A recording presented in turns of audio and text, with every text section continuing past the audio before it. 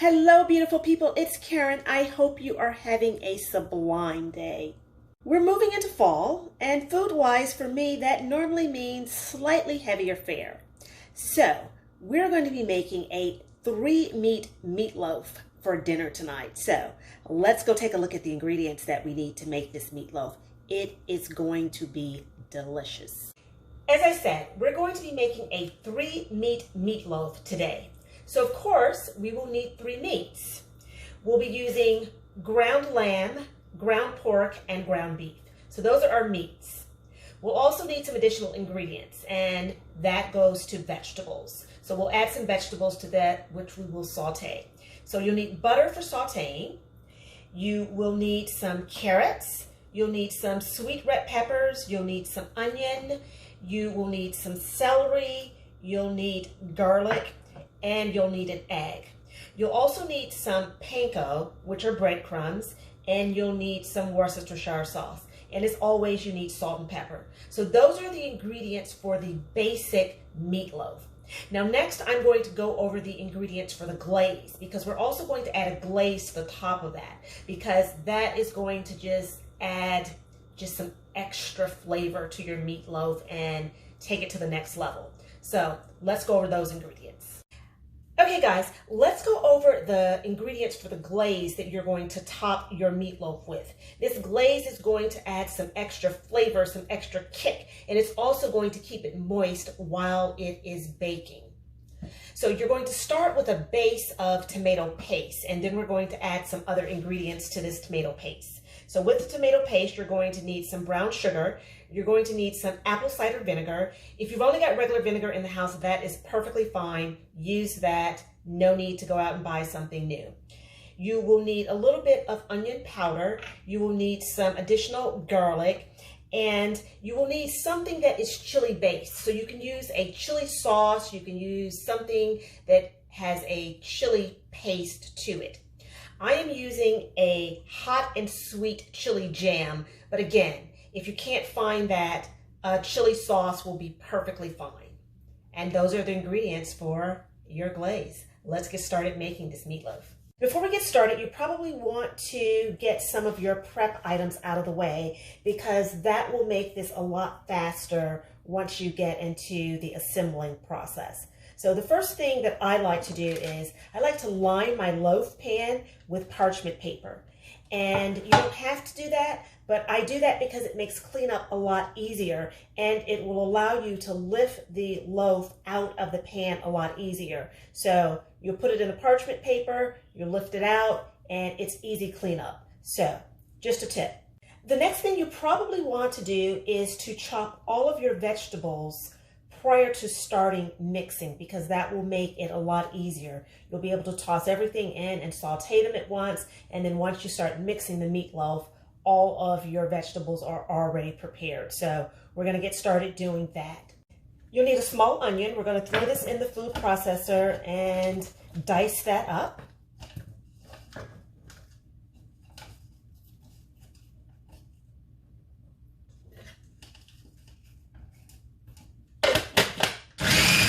Next, you'll need some garlic.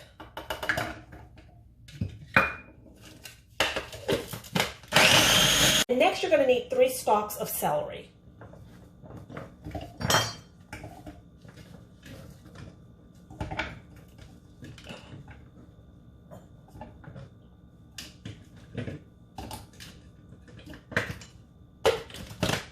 Next, we'll toss in our carrots.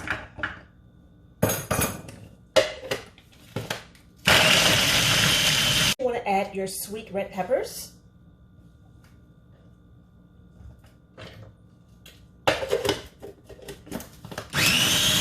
The last veggie we have here is our parsley. We just want to give this a rough chop, and then we will grate a little bit of our Parmesan, and we will be ready to get started.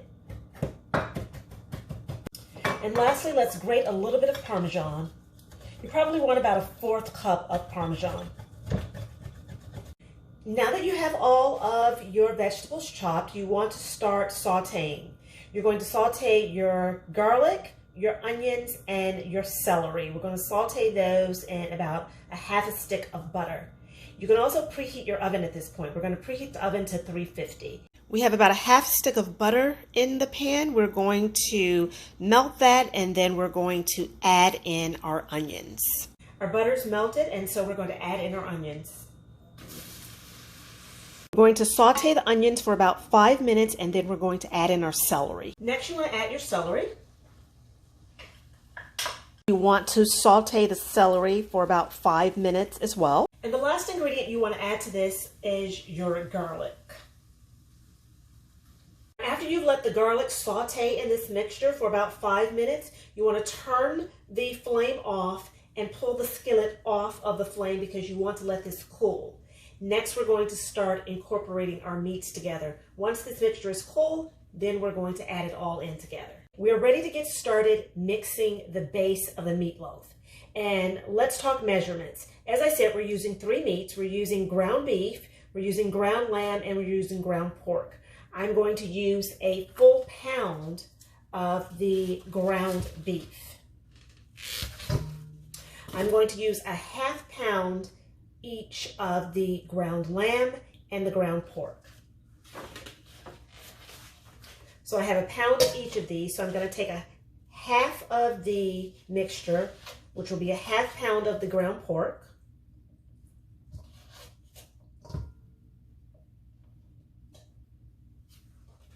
And I've also got a pound of ground lamb, so I'm going to take a half of that as well. So again, a half pound of ground lamb. I've got a half cup of breadcrumbs, and these are actually panko. I have my sweet red peppers.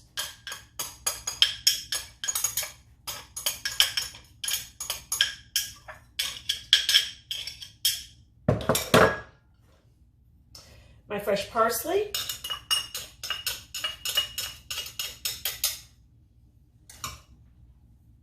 My carrots.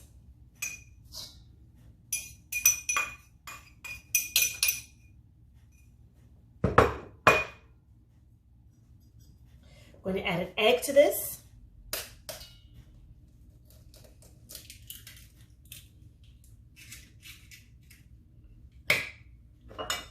Got my Parmesan, which is about a 1/4 cup of grated Parmesan.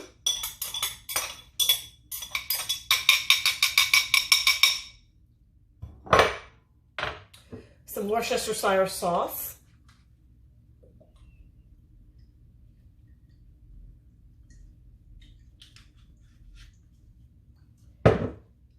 Some thyme.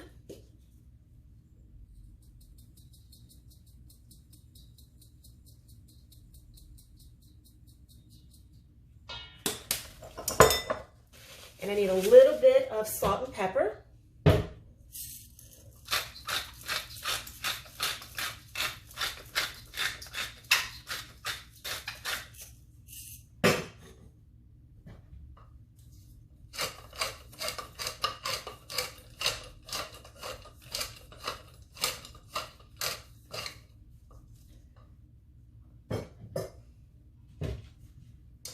And now we're going to mix this. Now, you do not want to overmix this. That is very important. So do not mix this for, 10 minutes, because if you overmix this, it will give you a very tough and dense meatloaf. So you want to mix it just until your ingredients are combined. And remember, we still need to add our mixture that is cooling of our additional vegetables, of our garlic, onion, and celery. So make sure that you don't overmix. That is very important. And I'm just using my hands. You can use utensils if you'd like, but it's just easier just to use your hands. So after giving your mixture a light mix, you now want to grab your remaining vegetables that have cooled and add those in.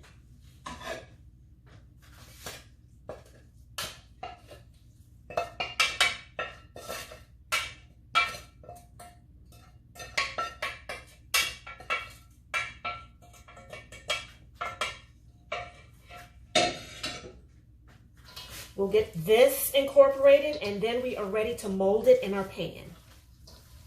Once once you've mixed that, you want to set it aside, and then you can make your glaze. And if you've made a little bit too much, if it's going to be a little bit too much for your loaf pan, don't worry, because it actually freezes really well. So this is a dish that you can freeze half of it, pull it out. In order to make the glaze, you need tomato paste. We're going to use about a 1/4 cup of tomato paste. You need a little bit of brown sugar. We're probably going to add about 2 to 3 tablespoons of brown sugar to this mixture.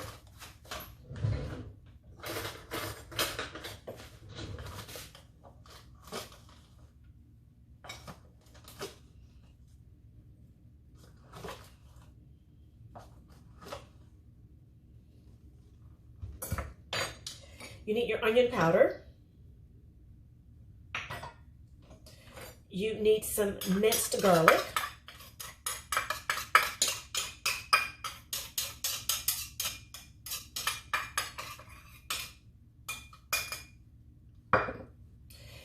You need your chili mixture, whatever that might be. As I said, I am using a hot and sweet chili jam. I'm going to add about 2 tablespoons of that to the mixture.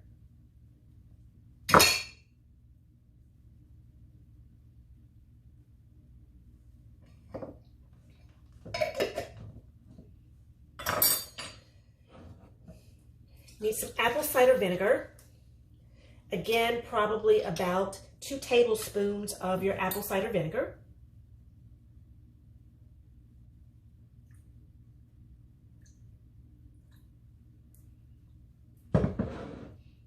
Need a little bit of water.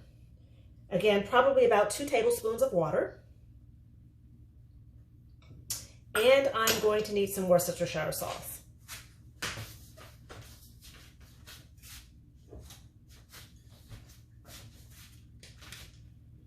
It's about 2 tablespoons of Worcestershire sauce.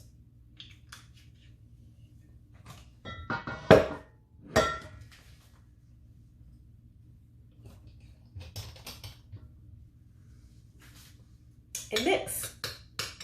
Now at this point, you simply want to grab your meat and make a mold.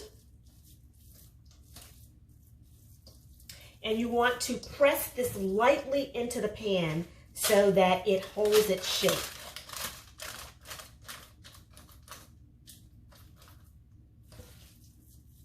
And as I said, if you've made too much, it's more than okay because this freezes really well.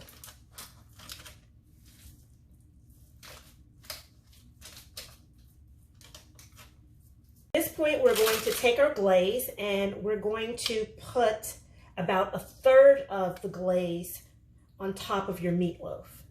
You want to reserve the remaining 2/3 because you're going to take the meatloaf out at about 40 minutes and then you're going to put the remaining glaze on top. So only use 1/3 of the glaze to begin with. The meatloaf is ready to go in the oven. Your full baking time on this is going to be about an hour, hour and 15 minutes. So we're going to pop this in the oven for about 40 minutes. And at 40 minutes, we're going to pull it out. We're going to put the remaining of our glaze on and then put it back in the oven. Timer just went off and let's pull it out of the oven. Ooh, that looks lovely.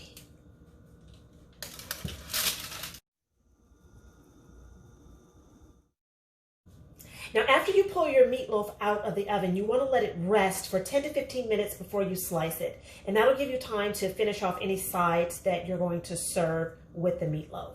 I've already made some garlic mashed potatoes, and now I'm going to add some broccoli rabe with an orange sauce, and I'll do that in this 15 minutes. So now everything will be ready at the same time.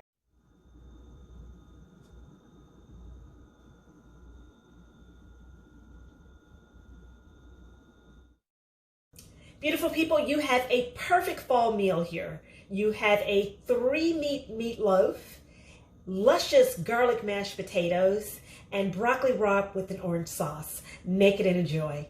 Cheers.